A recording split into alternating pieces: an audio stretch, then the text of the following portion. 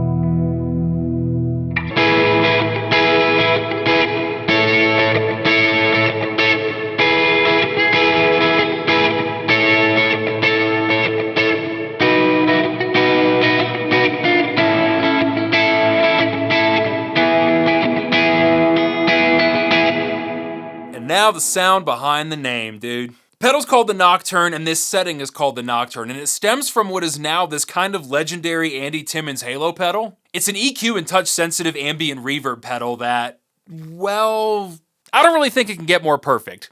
Unrelated, I named this one Mila Kunis. Oh, we got a visitor. Ho ho ho ho! I love this cat. Bye, Z's.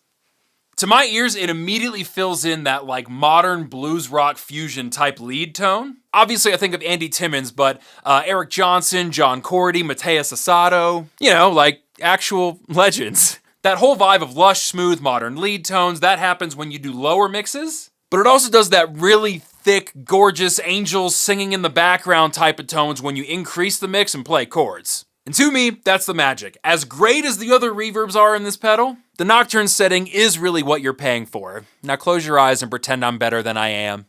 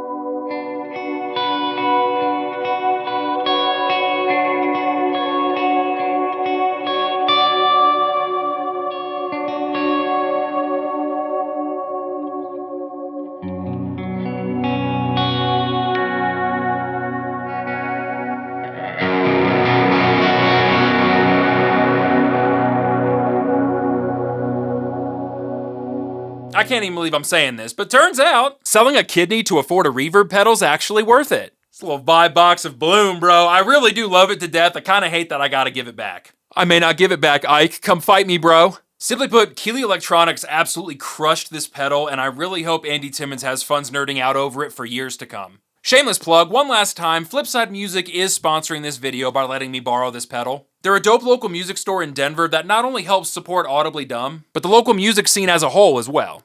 I have a link downstairs, and yes, it is an affiliate link. If you buy it from them, Flipside Music gives me a little cheddar for my troubles. Thank you for supporting local businesses and Audibly Dumb. You make my heart go boom boom. My name is Zach, this has been Audibly Dumb, thank you so much for watching, and as always, if I say something's cool, it's 'cause it fucking is!